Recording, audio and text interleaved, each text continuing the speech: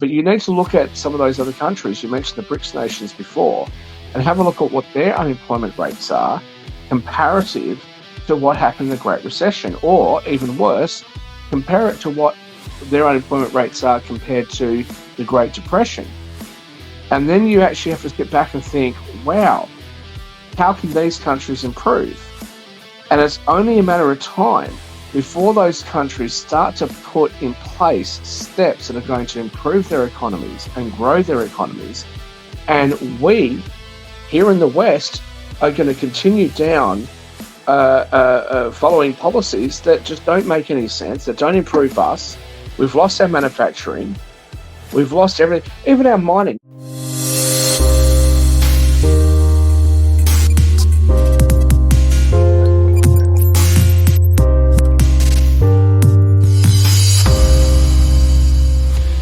Before we start, we need to tell you up front we are not a licensed financial planning, accounting or law firm. This is simply an education program which will give you factual information. We do not give any general or specific advice around finance, business, investing, options trading or anything else. That is not what this presentation does. Please see a licensed financial planner when it comes to any investment advice you need. All right. Time to shift gears. Well, there are concerns on the housing industry that if they do race to build 1 million new homes, that the construction could be poor and only discovered in about 10 years' time. Well, you don't even need to wait 10 years because I'm telling you right now, I've got a friend who has recently built a house in the last sort of just over a year. And I'm sorry, it is so poorly made. It's embarrassing. You can. I mean, apart from the fact that there's not double brick anymore, they're using sort of internal plasterboard, all of that sort of stuff. It is just so poorly made. There's gaps everywhere. It's an embarrassment, right? And he's paid top dollar for this house. It's not like he's bought a cheap house. That's what's going on right now. Unless you can afford Zorzi or someone like that, or Birkengainer, or any of these sorts of people, right? The mainstream. Throwing anyone at it. These are not tradespeople. Some of them are just appalling.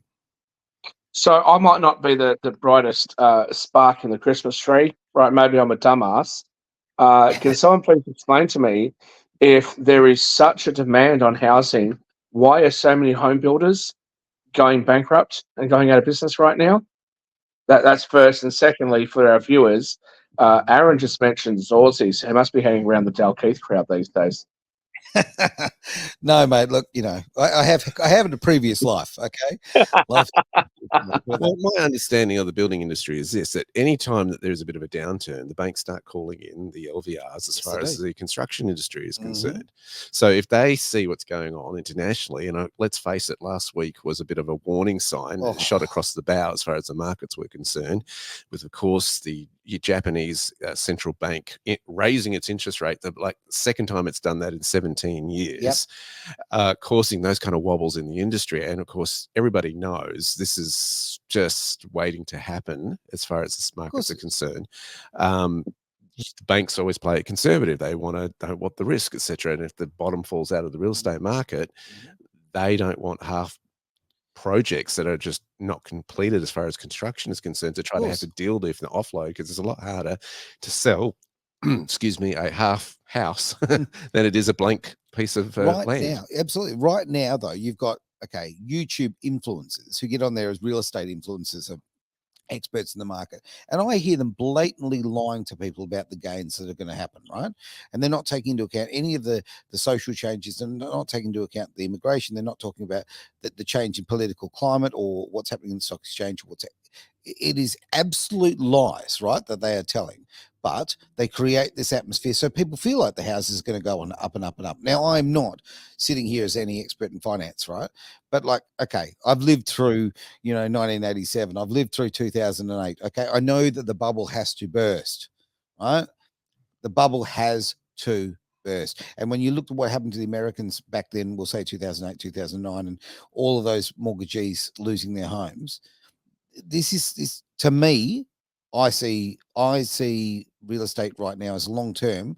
It's got to dump. It's an unknown as far as the Australian real estate market is concerned. You've got to recognise the American market is very, very different. Yeah, I do. But yeah, back in 2007, 2008, you saw houses, in ridiculous prices. I mean, we bought a property. I was part of a property syndication at that time in the US, and we bought a property in Arizona, beautiful double story, right, for less than 100,000 US. You know, it was like in the 98,000. Yep. Fantastic, and we did really well on that property. So let's just examine a couple of things there. So, firstly, you picked 1987. I hope you lived through 1984 as well, because you should have learned a few things from George Orwell. I'm living that now. But we've been saying now for the last handful of years that the bubble has to burst, that money needs to be taken out of the system at some point, given the vast amount of money that was spent and the deficit spending in the US. Now, to be fair to the United States, they did have eventually they did have a lower level of inflation than their peer group in Europe, but they also had a significantly higher deficit level. And I've been saying now for a few years that whether that was a good or bad idea is not something that we can tell right now. It's going to be something that economists will debate for generations after us. But in relation to property, look, in 2007, 8, 9, the property bubble burst, and there was a number of other issues which caused the Great Recession. Of course. I think it's worth noting that why did it happen? The primary reason for that occurring was because George Bush and Alan Greenspan decided that they wanted to make home ownership, the American dream, the so-called American dream, available to everybody.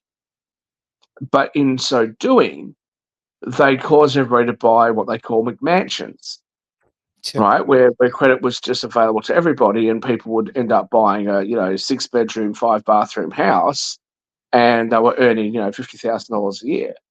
This is what was a massive cause of that issue.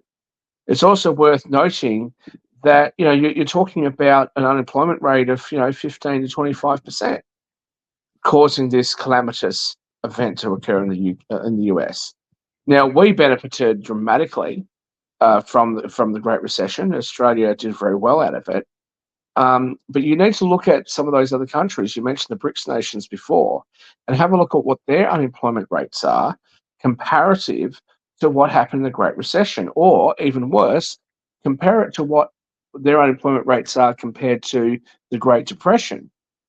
And then you actually have to sit back and think, wow, how can these countries improve?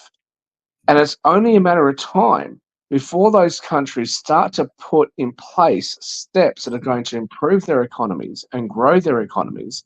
And we, here in the West, are going to continue down following policies that just don't make any sense, that don't improve us.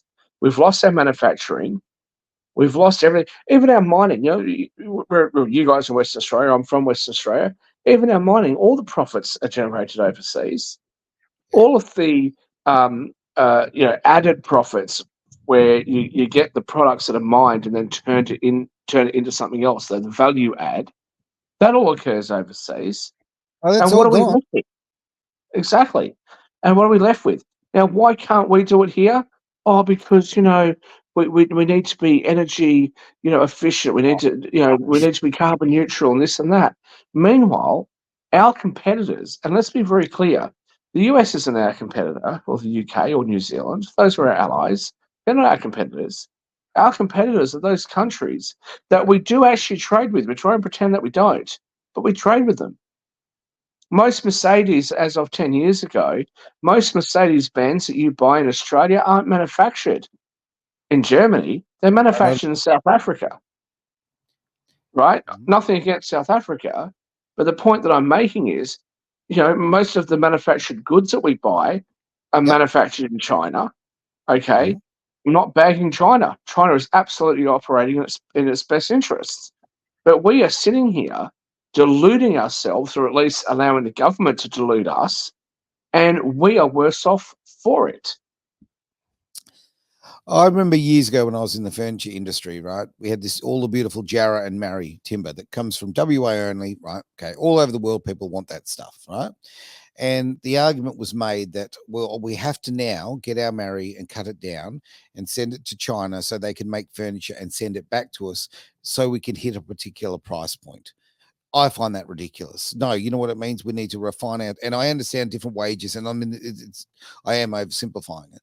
But when you take all the other factors into it, and especially on that scale, I think that was just very short-sighted. And they weren't looking. I mean, they were not looking at a sustainable market. Now all that market's dead. It's gone, right? And the product that came back was of an inferior quality. They were cutting corners, right? Now that's one industry. How many industries have been affected like that? I mean, back in my rally days, we would buy BHP steel, right? That's what we would value add. We'd take it at iron ore, we would turn it into the product. We don't do any of that. Now we've now blamed the fact that we have higher wages and we have holiday pay and all those sorts of things.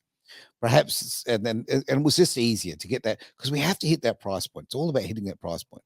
No, it wasn't. It was about hitting that profit. And we've actually lost that value in ourselves and what Australia produces. Quite frankly, as an Australian, okay, for argument's sake, our T-shirts here, that, you know, I'm not wearing one right now, but our T-shirts, okay, we get them printed here. You better still have my shirt there. You're still sitting here, mate, waiting for you. You're a very special one. But, okay, now I could go and get that manufactured in China for probably, 20 cents in the dollar, all right? But you've got to have some sort of pride in your country and also want it to be sustainable. People have gone short-term profits and been very, very selfish, and that's what's caused this to a big extent. I know there's other factors, but you can draw a line. People don't. So let me just say the Democrats won't be happy with Aaron because as a former industry participant in the furniture industry, he must be great friends with JD Vance, according to the Democrats, and the little couch romance that has been alleged. 20 years ago, I was living in Perth at the time. 20 years ago, I had a friend of mine, or a friend of my old man's, who owned let's just call it a butchery or a meat processing place. And I bought a heap of meat from him for a birthday party. And I was talking to his business partner, and they had this dried fish.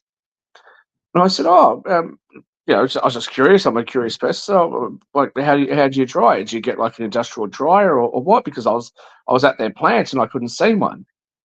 And he said, "Oh no, what we do is we get the fish, we buy it from Fremantle. They were in Fremantle, that they buy it from the fish markets there. Yep. And they used to buy, a ton at a time, whatever it was. They shipped it to Asia, got it filleted and dried and everything, and then shipped it back. And I said, I don't understand. Like, how could you like? Surely it'd be cheaper to just do it here. And he went, nope. It is 1/4 of the price for us to do it here. It's 1/4 of the price for us to actually put it on a ship, ship it to Asia, get it done, and ship it back and then sell it. And hey, it's still a product of Western Australia. Yeah. Look, as I said before, it's not as simple as I said it, but I think that some pride in your state and your product is important. And I think I think for far too long, and you're talking about 20 years ago, and that would be about the time that I'm talking about the furniture game. There was quite a change. We just had this run of let's get everything done in China. It's cheap. We'll make more money, right? And I think profits just really kind of clouded our judgment. Look, I agree with you, Aaron. It's not as simple as just a money and cents game. But I think part of the issue is that when you drive wages so high, and people in the middle class who are, especially right now in this cost of living crisis, what are they supposed to do? Maybe spending the extra $300, on a dining table and chairs or something. Hey, like, why should I if I can buy it from overseas? And they're not wrong. They're not bad people. They're just trying to survive. What we've seen is a deterioration in, really good industries. I mean, look at the car industry, and this is not a Labor thing. The car industry died. It was dying for a long time, but Tony Abbott put the final nail in the coffin for the car industry. Now we don't see any vehicles being manufactured here. South Australian vehicle manufacturers and engineers who, top of their game, smart, hard-working, dedicated people have been put out of work. Yeah. And worse, we're actually importing cars now from countries that have higher wages than what we have here. But Is yet that right? we're still importing them. What we've seen is politicians, time and time again, sell out Australia for their own benefit and their own, On the, and on their the own. car, look, I can speak to this. On the car front, effectively, this is the easiest way to look at it. At the end of the life of the Commodore, right, a third of the price of the Commodore if you purchase a Commodore for XYZ dollars, 1/3 of it, okay, was already paid by the Australian taxpayer. That's not sustainable, and it should never have happened. Right? There were other ways that they could have done with exporting and all that sort of thing. And you are absolutely right. Our politicians got lazy and they just pumped more money in to make it look like we've got an Australian product. Whereas they could have done, which they've done in the past many times, there was kit cars coming in, kit cars meaning componentry coming in from other countries. There'd been the export. If you export a certain amount, you'll get certain tax breaks. There has to be a two-way street. And the way that they were propping up the industry was making the industry lazier and lazier and lazier. It's as simple as that. Explain this to me then. If it was just taxpayer subsidies that was stored in the industry, explain this to me. I think it was either the Blu or whatever it was that Holden was making the engines here, and the vehicle itself was manufactured in the United States, and we were selling them here for like 90 grand, and they were selling them in the US for 30. Okay. Same parts, manufactured here. The engines, which is the most expensive part of it, manufactured here. How does that work? Now, I accept that there is, at the car dealership and warranty claims and serviceability, etc. I accept that there is a slightly higher price here than what there is over there. We have slightly higher standards here than we have there. But 29, 30,000 to 80, huh? How does that work? Just on that point, and using the car that you're using as an example, just so you know, it was actually the other way around. The engine came from the US and the car was manufactured here. So that's but tin tax, right? So, but you're absolutely right. Like I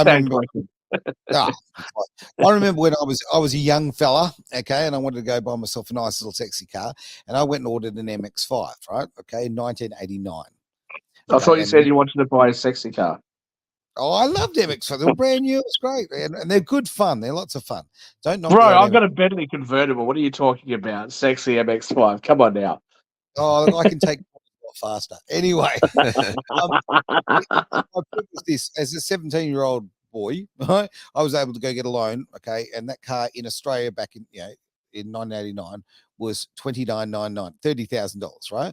The same car with higher specification in America, it came with airbags and air conditioning as standard, and it was $9,900. So I absolutely see your point, right? It's the same bloody product, but the two systems and the way, just the bulk and the size of it. So the market, but yeah, I will concede a point though. I stand corrected because when I was 17, I stole the old man's car. He said I could have it. He said I could have it if I paid him $1,500. So I took it and didn't pay him for about 5 years. And it was an old Ford station wagon. I had, had like every panel I think on it was dented, but no, I had a good time with that.